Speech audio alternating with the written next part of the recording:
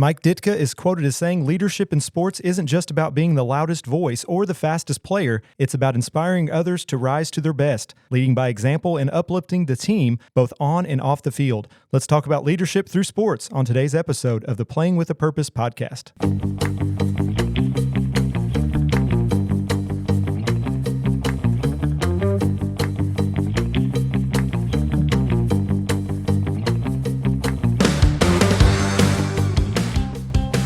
All right, welcome to the Playing with a Purpose podcast, where we explore topics related to the moral development of collegiate athletes and young people as it pertains to character, responsibility, and purpose. I'm your host, Matt Barker, and today I'm excited to have Freed-Hardeman softball coach Todd Humphry with me on the program today. Excited to have him. Todd, welcome to the program.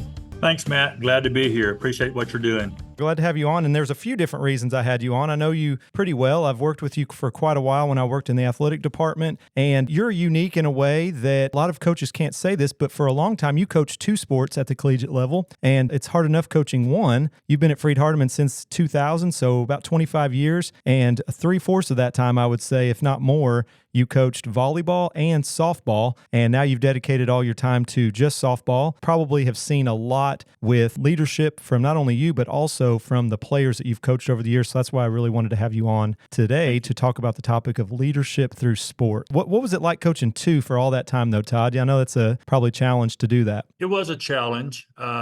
I really didn't know exactly what I was getting into when I was hired by Coach Charlie Smith, our athletic director, in 2000. He gave me the opportunity to coach two sports, and I had coached those in high school before I came here. So I was comfortable with a sport, but I really don't think I had an idea of what the time involved would be. At that time, I did not have an assistant coach or anything, so it was just basically me and the team. I was able to get some graduate assistants and some managers, but as you know, having that other adult person there with you on road trips and everything else is important with two teams. Yeah.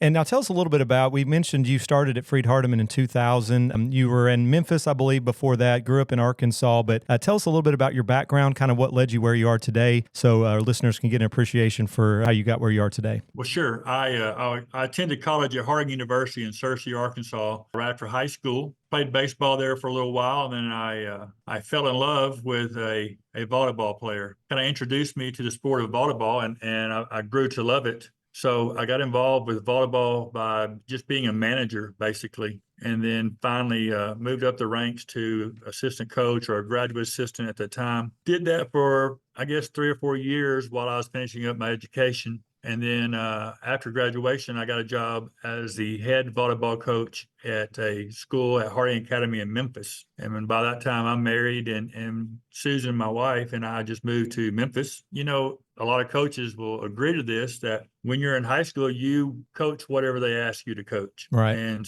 I worked with volleyball, I worked with basketball, I worked with baseball, I worked with softball, and I picked up a little bit of everything, and I'm not sure I'm a master of all of them, but at least I could put the students to work, the athletes to work, and compete. And that's what I wanted to do. Right. And then this job came open in 2000, and we were ready to make a move from the city to Henderson, Tennessee. We had 2 children at that time, and then we had our 3rd child once we moved here in 2000. And another interesting thing about you, I mentioned you coached 2 sports. Now you're dedicating your time just to softball. But one of the interesting things is one of your former players, Amanda Cunningham, which is now Amanda Bretherick, I guess we should call it, since she is married now, is now the head coach of the volleyball team. So kind of explain that to me. We're talking a lot about leadership. Was there something that you saw in her from a leadership standpoint that you thought she would make a great head coach someday when you had her as a player? And kind of talk about that transition from having a former player that now is the head coach.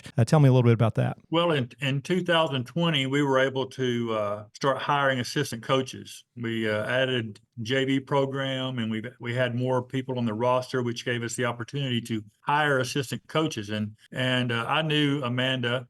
Amanda was my daughter's roommate in college as well when she played volleyball here, so I've known her for a long time. I knew she was coaching in the area. I reached out to her, and she was willing to come in for an interview. And Amanda is one of those players who, I guess if I were to describe her, she's a very hard-working young lady. She worked hard at the craft of playing as a middle hitter. And then she also came here and worked with me for, I guess, a couple of years before she took over the program as the volleyball coach. But Amanda will do a great job. She does a great job now. And I think the program's headed in the right direction. And so you've got to want to be a head coach in college because of the grind as far as the travel and the recruiting and the Right. scouting. I feel like that was perfect for Amanda at the time where her job was. And now she's married and her life has changed a little bit, but it's still where she needs to be. And this podcast, we're going to talk about this for this episode about leadership specifically. We're talking a lot about character development and how that is achieved through collegiate sports and just in general, maybe at the college level. So thinking about what leadership means to you, would you define leadership in the context of sports? And is it more about these individual traits that you hear a lot about, or the ability maybe to bring out the best in others on your team? Which one would you say? Well, I think it's almost a little bit of a combination, because you want your leaders to have those characteristics of what you want to be an impact player for your team, those who look toward them for some guidance. I think there's a couple of types of people or leaders when it comes to student athletes. You've got those who lead by just example. They just go out there and they play hard and they do their job every day. And student athletes follow them. And then you have what I call like the rah-rah, the cheerleader, the person who will kind of get up and, I don't say get it in your face, but the yelling, the screaming, let's go type stuff that gets a team fired up. The energy, Yeah, the energy. Stuff like that. I think you just kind of got to find that mix of what you want for your team. A lot of it will depend on the roster you have at that current time, because it changes with graduation and people changing their lifestyle as far as their education stuff. So when you graduate, you have to kind of think about who's stepping up next. Yeah. And when we think about the qualities of a great leader, I know if you look up what are some good qualities of a great leader, you'll probably see a lot of different words that describe that. But for you personally, coaching two sports at the college level, you've seen a lot of players throughout your 25 years. What are some words that maybe stand out for you, some qualities that the players that you've coached have had that you look at and say they're a great leader and this is why? What are some qualities that some players have? When I think about that, I think about someone who's very dependable. And I think about early in my coaching days when I didn't have an assistant coach, that I had to rely a lot on players to do things for the team, locker room situations or whatever, with coaching female athletes. I wanted someone that was, I could depend on. Trust goes a long ways with me, and having that student athlete that I can trust in situations that I might need some help with, someone that's reliable. Reliability is hard sometimes to find that person who is going to be there for you every day and do what you're asked and even go above and beyond, what is asked of them. Yeah. But, when you have a leader like that, they're going to have to put, the team before themselves. They can't be selfish and understand that, I've got to think what's best for the team at this point, and even understand that, we're a group and this is not all about me. Yeah. And so one of the things that's been mentioned, and you've kind of touched on this as well with the different guests I've had, is athletes, a lot of times when they are in a collegiate sports environment, it provides them with skills and opportunities that they wouldn't have otherwise. And it almost gives them a leg up after college. They've been able to work with a team. They're able to kind of maybe help resolve conflict a little bit. So when we think about how sports helps athletes develop critical leadership skills, maybe like communication, or maybe it's conflict resolution. How have you seen that translate the leadership qualities that they learn from sports? Well, I've had several players in both volleyball and softball go on to be coaches themselves. And you hope that while they were here playing for you and working with you, that they have learned some skills that they can carry on to lead their teams as well. I guess when it comes down to what we're looking for there as far as the leadership, I think communication is something that's kind of overlooked. With technology now today, there's no way that you shouldn't be able to be communicated with and reached out to when there's a problem or a situation or a question through either phone or text or whatever. I'm a big face-to-face person. I like it when my kids come in and talk to me face-to-face. Right. And I put these young ladies, we have currently right now for softball, and it changes from year to year, but this year we have four captains. We let this be chosen by the team, and it was just four good kids that I felt like are going to have different qualities as far as what they can add to the team. And I put them in these roles, and they had to make some tough decisions on how they're going to lead their teammates. It's a tough situation sometimes when they're trying to explain things that we need from their teammates. They're like, who are you to tell me what, And so Right. sometimes the friendships are pushed a little bit, but I feel like when you put them in a situation where tough decisions have to be made, challenges them to think a little bit. And then what you do, you go back afterwards after the conflict or anything like that, and you talk them through it and see kind of an evaluation and what they can do better. And hopefully they can learn from that experience of being in that role that will carry on, no matter what they're doing, if they're coaching or if they're management major at a big company or something, they know how to deal with their employees and the people who they Yeah. work underneath them. Yeah, absolutely. And you mentioned this a little bit, but the things that you learn from maybe a mentor or coach that you've had, a lot of times that translates into how they do things differently. So you mentioned a few of the players you've had have went on to be coaches, and you mentioned hopefully some of the things that you were able to teach them will help them in that career. What's maybe a leadership lesson that you learned from someone maybe that taught you, maybe a mentor or a former coach that's kind of stuck with you today when you're leading other players today? Well, I try not to make fast decisions. I want to think things through. Sometimes your mouth kind of gets you in trouble when you say things you haven't thought through. Sometimes your actions are seen harsh. I can think back in high school where I overreacted to something that was happening on the volleyball court, and I showed my temper. I hit the chair beside me and made a real loud noise. And I was just frustrated with, I don't know if it was a call or a bad play or what the situation was. It's been a while. But I do remember the fact that I made this loud noise. And when I looked down the bench, I had a lot of girls who were tearful. Their eyes were Mm, tearful. They were scared. And I don't want to ever try to be a leader out of fear. I want to be able to communicate with a calmness, a level head. And so I have learned through my own actions and being around those who seem to be in control of the game, control of their team at all times, that think things through, don't get in a hurry, don't let your temper, your anger, your frustration show in the way that you coach or lead. right. Yeah. And I will tell you, Todd, if the chair broke, it probably was a combination of coaches that have smacked the chair a time or two. So it wouldn't have just been you that did it. Well, it didn't break. It Yeah, did make a loud noise, but I that's do right. know people that do throw chairs and kick chairs and stuff. And knock on wood, I haven't done that Yeah, yet. So that's good. Yeah. Yeah. So thinking about some of the challenges, you alluded to this earlier about sometimes with specifically like teammates trying to lead others, it could cost you not necessarily friendships, but it can put a strain on that. If you're trying to lead as a teammate, to lead your other teammates can cause a strain on friendships. Maybe what are some other challenges that you've seen when maybe athletes trying to step into leadership roles, and maybe some ways that they can overcome those things? What are some challenges that you see with that? it's hard sometimes when you're a teammate to be I won't say the person who's trying to correct. It's one of those situations where you don't want to lose a friendship. When there's team drama and things like that on the team, there's selfishness and stuff. And even when the season's not going on like you planned for it to be, you think that we should be winning more games or we're not playing as well as we should be playing. It's very frustrating. And I think friendships are tested at that point.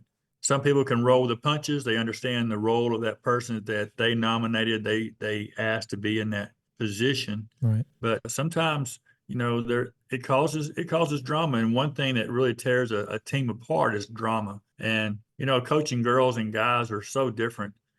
Coaching girls and you say something, they're so emotionally sometimes led by emotion, and it does cause team drama. And if you're coaching guys, they can have a yelling match, whatever, pushing match, and then they're ready to play ball the next day. And Right. so, it's I think sometimes it causes stress on that relationship. If the season's not going well or they're not playing well and you're just trying to be there for them and they just don't take it very well from that standpoint. Yeah, and sometimes they don't realize maybe the opportunity they have to grow from that at the time that they're going through it. They realize later maybe that, a losing season wasn't great to go through, but you learn a lot from that. We talk a lot about how you learn through failure, but sometimes it's hard to learn from failure in the moment that you're going through it. It can be a challenge for sure. Thinking about some, the leaders that you have their senior year maybe weren't always leaders their freshman year. So what are some advice that you generally would give? Not that every player is the same necessarily, but is there some advice that you would give to someone that wants to possibly be a leader in the future, leadership abilities that they could learn, and maybe some advice that you would give to someone like that?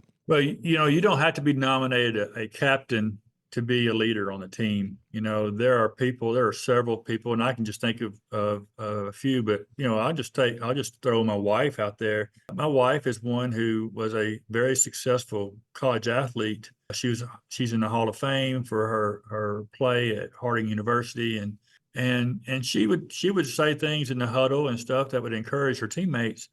But she was also, I mean, she played hard, she practiced hard, she worked hard every play. It wasn't like she took a play off. And you have these young kids who are freshmen come in, and if you can see that, I mean, we have a group of 6 freshmen this year, and I can see some things in those young ladies who they've been here a semester, they're learning a little bit more, being more comfortable. And you can see some people taking some initiative of stepping in and making some comments from time to time. But you can see those who are pushing themselves in practice, and you can see those who are not pushing themselves in practice. Mm. You don't, like I said, you don't have to be a voted captain to be a leader. People can come and watch how you perform and stuff and see those leadership roles. So when we're thinking about, too, the different leadership styles, and I think at the beginning of the podcast you mentioned this, where you have those rah-rah leaders, you have those that are more energy, they bring that energy, and there's also those that lead in other ways. So how important is it to have those different leaders? You have those different personalities, sometimes you refer to it as. You have kind of a culture as a team that you want your team to kind of abide by, but you also have these different players that can bring out the best in your team. So talk about the importance of having those diverse leadership styles on your team. Well, a couple of years ago, Matt, I had the thought, I mean, every year changes. Again, your roster changes and everything else changes. I've tried it where you have no captains. We just talk as a team, as a whole, everybody's involved. I've had it years where I've had a captain from the sophomore class, a captain from the junior class, and a captain from the senior class. So you always have that rollover effect as far as captains. 2 or 3 years ago, I had 3 captains, and I won't call their names, but they were all different types of leaders. One was the rah-rah, play hard, run through a brick wall type player for you, getting dirty every play, sliding in hard, whatever type of player.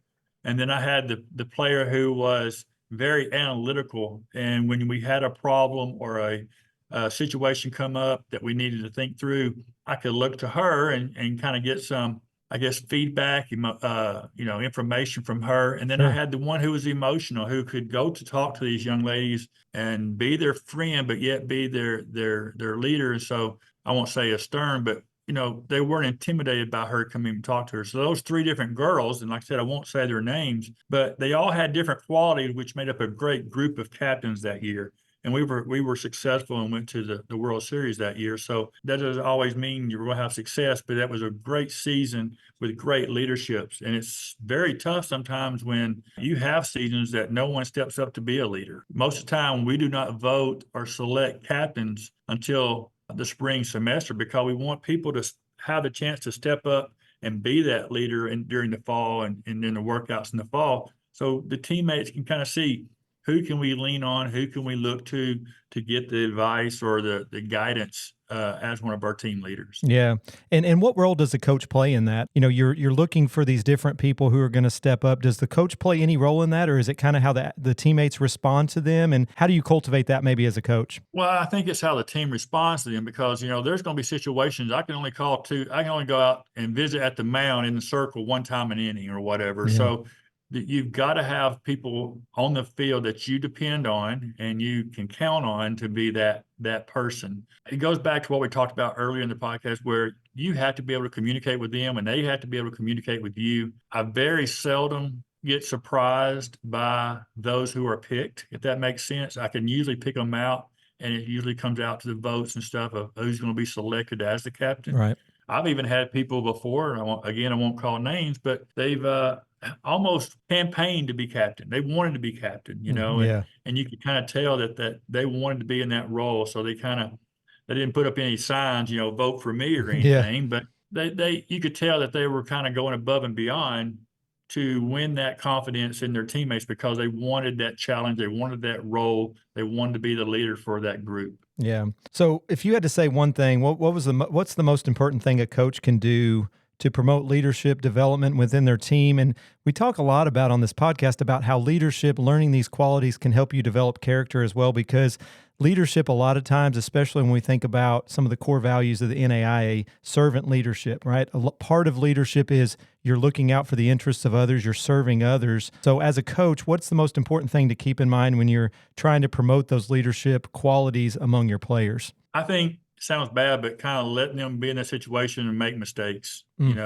I try to do this with my kids. I got 3 children, Emily, Jared, and Allie. 2 of them are now married and have children of their own. And then Allie is our youngest, and they all have successful jobs and stuff. And we brought them up differently. They're all different personalities and stuff. But we tried to put them in situations where they had to make some tough decisions, and they had to go through conflict resolution and type stuff where they had to learn from their mistakes.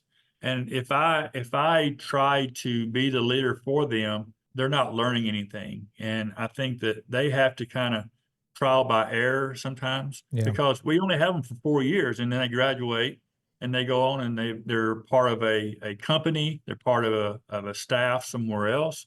And they've got to put these situations into practice and to try to lean on what they learned while they were in college with us. Yeah. And I'm glad you brought up your kids, Emily, Jared, and Allie, and a couple of them. Jared is coaching now in Alabama, I believe, softball, or is it? And Emily coaches volleyball, I believe, at the high school or junior high, right?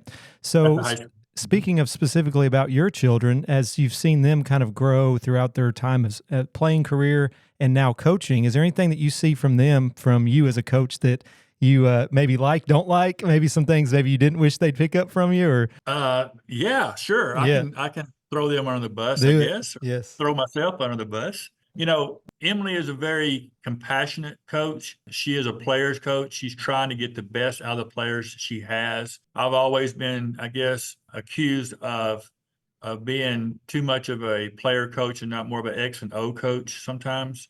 I'm trying to get the most out of the people that I have on the team, and I think that's what she does. You'll be surprised sometimes at who steps up in a situation, you're needing them to make a big play or something, and it's all because of the encouragement and the relationship that she has with her players.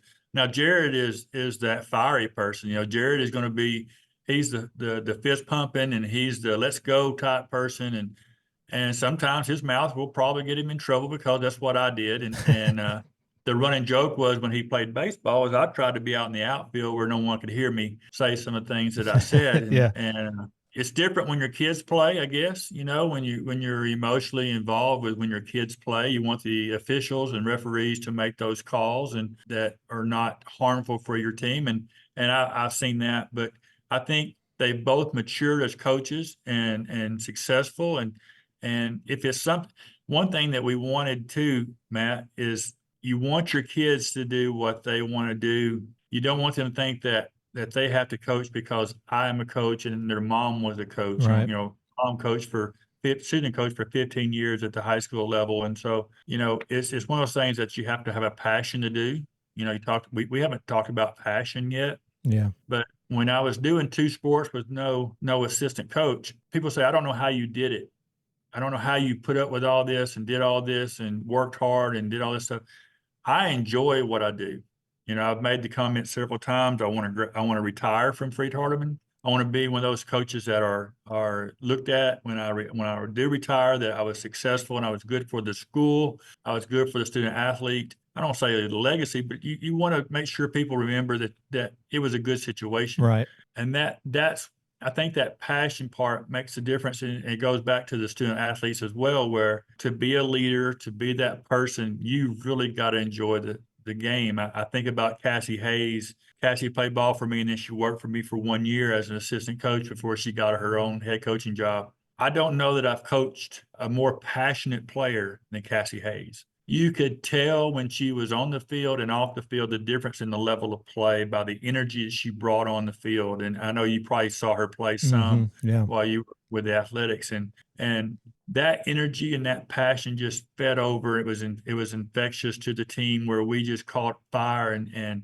was very successful during her playing years. And the emotion, but that passion to be a coach, to be a leader, to be a captain has got to be there. Yeah. Absolutely. Really good stuff, Todd. I appreciate you coming on. And it was funny because we had a little difficulty getting together. And tomorrow, after we're recording this, you are headed to Oklahoma at 8 a.m. So I'm glad I was able to get you before you headed out of town. Appreciate you taking the time to talk with me today. I think it'll be a great episode. Leadership is something that's very important as a coach, but also in instilling that in your players as well. So I appreciate your perspective. Anything else you'd like to share before we're done today? No, I appreciate, Matt, what you're doing with this. I think I've enjoyed listening to the previous podcast. I hope I have at least one or two listeners besides my family on here. But I think it goes back to something I said earlier, that unless a person is put in that situation where they have to step up and make tough decisions and be that leader and learn from their mistakes, they're going to have a hard time. Some people are born to be leaders, and some people develop into to be a leader. So you got to find that right person who is cut out for it, or that is wanting to be that person to learn and to grow as a leader. So if people are listening out there to me and you're looking for those people on your teams, put them in situations, help them make those decisions, teach them and correct them. And that way, when they get through playing ball for you down the line, 4 years, how many years they play ball for you, hopefully those things rub off and they are successful in whatever job they're doing, from teaching to managing a company. You can't beat experience. You can't beat experience. Yeah, really good stuff. I think that's a good way to end it. Todd, again, appreciate you being with me today, and good luck with the games this weekend in Oklahoma. Thank you. All right, thanks for joining us for this week's episode of the Playing with a Purpose podcast. Special thanks again to Todd Humphry for being my guest this week. Be sure to check out this episode and future episodes on Spotify or anywhere you listen to podcasts. This podcast is also proud to partner with the Ministry League Podcast Network. You can also find the Playing with a Purpose podcast on the Freed-Hardeman Athletics Champions of Character website at gofhulions.com/champions of character, and on the NAIA Champions of Character website at naia.org/champions of character.